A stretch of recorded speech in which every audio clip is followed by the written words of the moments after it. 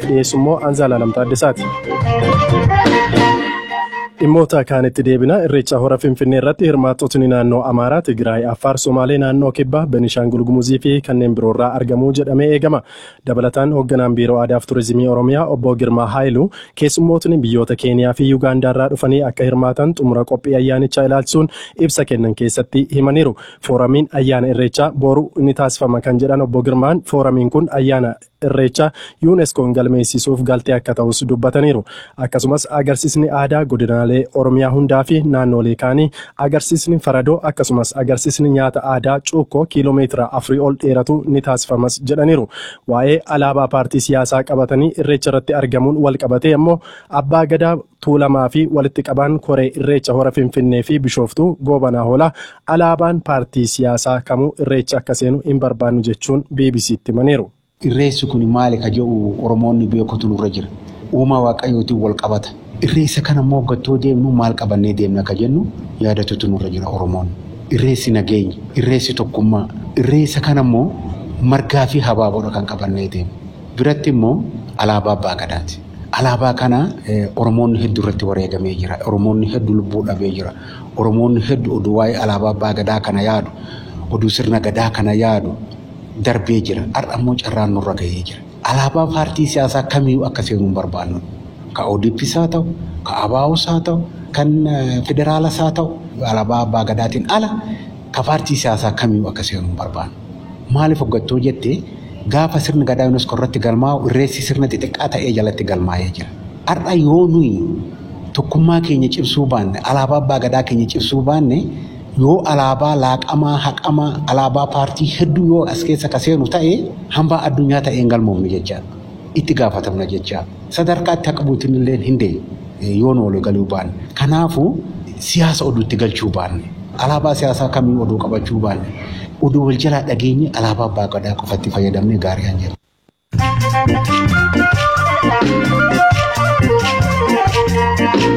Kun sagantaa BBC Afaan Oromooti. Gaaffiif deebii Profeesar Mararaa Guddinaa fi Marroo Dirribaa waliin taasisnee booda walitti deebina. Oduu har'aa gaggabaabsee kan nutti immoo Hirphaa Gammachuuti. Galatoomee Zalaalam Ministeerri Muummee Dr. Abiy Ahmed Afaan Oromoo afaan mana hojii federaalaatti akka dabalamuu dubbataniin addatti OBN'tti akka himanitti qorannoon barbaachisu xumurameera. Qorannaadhaan beekumsaan tasgabbiidhaan mariidhaan hojjetama. Akkaataa sanaan hojjechaa jirra hin ta'a. Waan hin taaneef hin qabu. Kan ta'u humnaan miti, kan ta'u fakaraadhaan miti. Hojiidhaan ta'a, yaadaan ta'a, yaadaan godhamaa deema. Taphattoonni Eertiraa 5 dorgommii Seekaafaa umurii ganna 20 gadi irratti hirmaachuudhaaf Yuugaandaa qaqqabanii miliqaniin taphattoonni iddoo shaakalaatti hin argamne kooluu gamiftummaa gaafachuuf badanis jedhameera. Neezerlaand gonfoo jaarraa 18ffaatti warqeen lommuxame Itoophiyaatti deebisuu fi gonfoon kun baqataa lammii Itoophiyaa biyyattii jiraate biratti argamees jedhameera. Pireezidaantiin Ameerikaa Doonaald Tiraamp godaantonni akka suuta deemaniif miiladhaa jechuu isaanii kitaabni gaazexeessaan New York Times barreesse himeen White House dhimma kanarratti yaadan kennines jedhameera. Diyaameendiin Zimbaabuween oomishtuu gabaa Ameerikaa kan seenne daangeffamuutti mufachuu mootummaan Zimbaabuwee beeksise. Dafqa namaa dirqiidhaan fayyadamuudhaan oomishtu jechuudhaan kan Ameerikaan himattu soba qaanii hin qabne jechuun deebisaniiru. Ameerikaan oomisha Awurooppaa irratti taarifa doolaara biiliyoona 7 ol buusuudhaaf jirti. Kaampaniin xiyyaara oomishu maallaqaan deeggaruu ilaalchise gamtaan Awurooppaa fi Ameerikaan dhimmicha irratti wal dhabaniiru jedhameera. Ministeerri Muummee Israa'el Benjamin Netanyahuun malaammaltummaan himachuu fi dhiisuu murteessuudhaaf qoratamaa jiru jedhame. Himannaan 3 malaammaltummaadhaan wal qabatu irratti dhiyaachaa jiraachuun himamee jira. Oduun saatii kanaaf qabadde isaan kan Zalaalam. Galatoomee.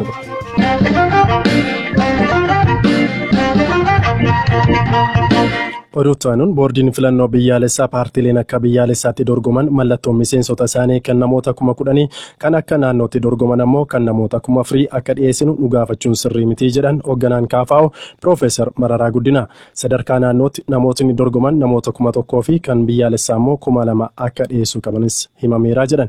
Dhimma mallattoo wal qabatee kanaan durayyuu bara bulchiinsa Mallas Zeenaawii waliin dubbanne kan hambisnedha jedhan. Maaliif akka komatan deebisuun gaaffiif deebicha eegalu.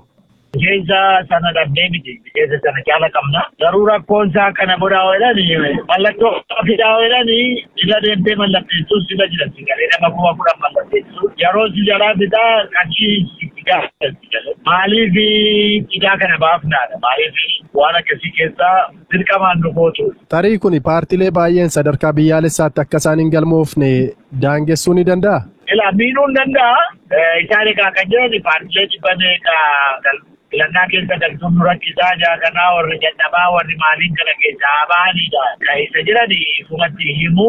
Rakkoon keenya immoo haruma miseensa sana jaalayyuu qabnu garuu qarshii nu gaafatan galee amma nuti humna guddaa kan baay'ee nu aansee hojjetaan mootummaa hin gadhiisaa kan jedhudha. Hojii gadhiiseetu filannaatti gala.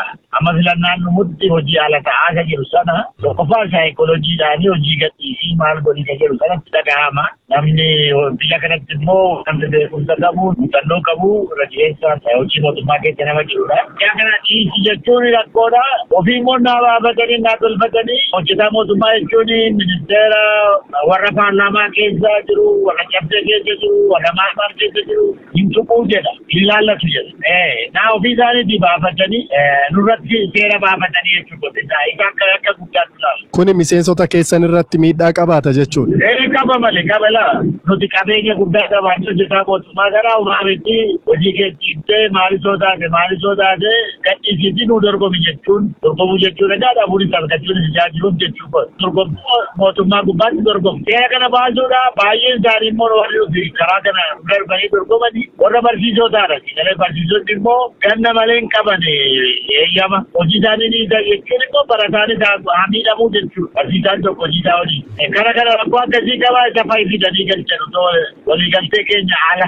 Naannoo kana godhan nuun immoo tuquu jedhan. Hojjetaa mootummaa jechuun ministeera dabalatu, paarlaamaa walakkaan dabalatu, cabsee naannoon dabalatu, sadarkaadhaan miseensa akka paarlaamaa akka aanaatti akka zoonitti akka maalitti miseensa ta'anii warri seera bulchumanis ni laallatu. Kana hunda keessa baasee nu gubbaatti baasan. Seerri boordiin filannoo baasu kun maaliif qaama lamaan dorgomaafis ta'e mootummaafis maaliif hin hojjetu? Nama barumsa qabu akka hin galfanneedhaaf warri mormituu jechuudha. Boordiin filannoo maal jedha dhimma kanarratti? Boordiin filannoon warra paarlaamaatu baasee mootummaas ta'e siin jedhu. Nuti hojiirra oolchuu malee seera baasuun keessaa hin qabnutti jedhu. Yeroo tokko immoo nuti sirreessuu barbaanne paartileen dhibba meeqatu jira isaan sirreessuu barbaannaa siin jedhu. Garuu seera kana tumsiisuu keessa isaanis keessa sharrii kana keessa jiru jechuudha. Boordiin filannoo haaromfameera walabadha jedhamaa ture kan amma ijaaramee jiru kana isa kana akkamitti ilaaltu isin? Egaa akkas jedhamaa nuti xixinnoo isa duriirra fooyyee qaba jechaa jirra. Garuu waan tokko immoo wanta nama shakkisa akkasii keessannaa galuu siyaaddachaati galee abdiin asirraa qabdu gara yaaddotti jijjiiramuu danda'a. Yeroon filannoo dhiyaachaa jira. Hojiiwwan hafan immoo waan guddaa fakkaatu. Isa kana akkamitti ilaaltu? Sagantaa mootummaan akka nuti barbaannetti deemaa jiru. Wanti baay'ee waan muramnee jijjiira. Caasaan boordii filannoo amma dakaatti deebee lafa hin qabanne waajjirri isaa qabne walakkaaruma duwwaa malee. Egaa waan isaan godhanii ilaallaa nuti garuu filannaan akkuma dur caamsaa keessa ta'aa ture sana ammas haa ta'uu kana. Profeesar Mararaan komii qaban kanneen boordichatti akka dhiyeessanis himanii irra deebiin ilaalamuu qaba waliigaltee keenya jalqabaa keessas hin jiru jedhaniiru.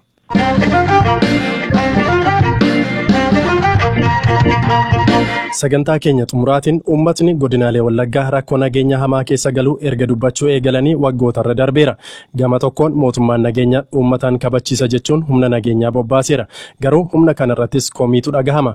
Gama biraan ammoo humni hidhatee socho'aa turee fi waamicha abbootii gadaa osoo hin simatiin hafe jedhame miidhaa uummatarra geessisaa jira jedha mootummaan. Uummatni qaamota lamaan irraayyuu yaaddoo akka qabu himaa ture. Ajajaa garee hidhannoo Waboo Bosona jiru Marroo Dirribaa qeeqa irratti ka'uuf maal jedha? Saba akkasittiin dhiiga keenya dhangalaasaa fi lafee keenya cabsaa fi jirru hin ijjeefu. Uummanni Oromoos isa kana waraanni bilisummaa Oromoo lafa akkasitti nu ajjeeseeraa miti uleen nu dhaaneeraa ka jedhu miidiyaa kamirratti iyyuu himatee hin beeku. Oromoo lixaa qofaa osoo hin taane kallattii hundumaarra jiru waan inni keessa jiru eenyuyyuu quba qabu kanatu jira. Kanarraa kaafee waraanni bilisummaa Oromoo kan qubatti qabanillee miti naamusa kanaanis takkumaa kahafatamullee miti jechuudha. Namootni tokko gama mootummaatiin waraana nyaachistu obaastu jedhamneeti kan miidhamnu gama kaaniitiin immoo yoo dubbannee waraanni kun yookaan qaamni hidhatee tarkaanfii nurratti fudhataa ka jedhu kanneen kaasan isin jiru. Isin namoota akkamirratti tarkaanfii fudhattanii yoo beektu? Nama harka duwwaa yookaan uummata siviilii ta'ee ilaalcha siyaasaa kamiyyuu haa qabaatu naannoo nuti sochoonu keessa jiraatu irratti tarkaanfii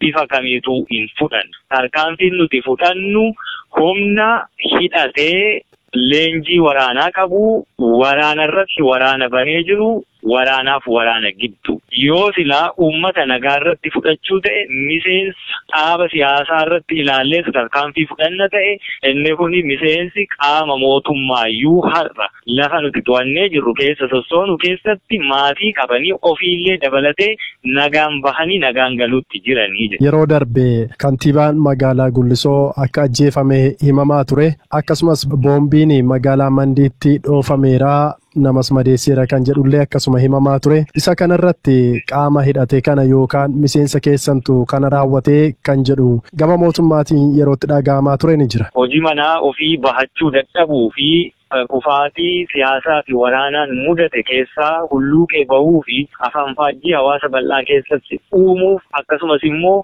cubbuu xurii harka isaa gara keenyatti qabee dhiqatee keessaa bahuuf tattaafaturraa kaafee kana irra deddeebi'een himaa. Ajjeechaa magaala Najjootti gaggeeffame maatiin nama ajjeefame irraa kaasee hanga uummanni magaalaa Najjoo hundi quba qabu ajjeechaa sana duubaan harka mootummaa akka ture waraanni bilisummaa Oromoo namoota ajjeechaa sana illee raawwatan qaama mootummaa to'atee akka ture yeroo sanatti illee kan mirkaneeffame jechuudha. Ajjeechaan Gullisoos kanarraa adda miti kanaa wal fakkaata. Boombii dhoosuu kaabinootaa fi hojjettoota mootummaa irratti tarkaanfii akkasii fudhachuu barbaanna yoo ta'e lafti isaa kennataa bakkeen isaa bal'aa ga'umsa isaa sitti qabnaa nu harka jira. Kuni abjuu mootummaanii Oromoo dura dhaabuu wal dura dhaabuu fi abjootu badadu nuti yoomiyyuu sana hin goonu. Diinaaf qaawwa akkasiillee banuu hin barbaanne. Uummatni bahee galuun ulfaatee jira, oomishachuun ulfaatee jira. Rakkoon lixa Oromiyaa kanaaf maaltu isinitti dhaga'ama? Otoo akkamitti hiikames gaariidha jettu. Nagaaf jecha balaa guddaa seennee wareegama lubbuu guddaa kafalle. Qabsoo warra jalaa kolaase, warraaqsa isaa warra doomse, warra dhaloota gurguratetu furmaata harkaa qaba. Saba kana burjaajessuu gaaffii isaa gara dabarsuu tuqqilanii irra taa'uutiin deebiin diinqa keessatti waa fixxilanii maddii wal dhungatanii araara yeroo jedhan dhagahuu jirta arguu jirta arguuma jirra. Furmaata hin taane garuu hanga har'aa bilisummaa sabaatii walabummaa biyyaa fi birmadummaa daangaatti barbaaduutti jira jechuudha. Malaa seensitti hima. Marii kaleessa paartileen siyaasaa Oromoo taasisan irratti ministeerri ittisaa Obbo Lammaa Magarsaa ammas qaama hidhatee waliin karaa nagaan xumurachuuf karri isaa banaadha jedhanii ture. Afeerraa marii nageenyaa ammas taasifamaa fi jiruu fi yoomiif akkamiin gara qabsoo nagaatti deebitu kan jedhu.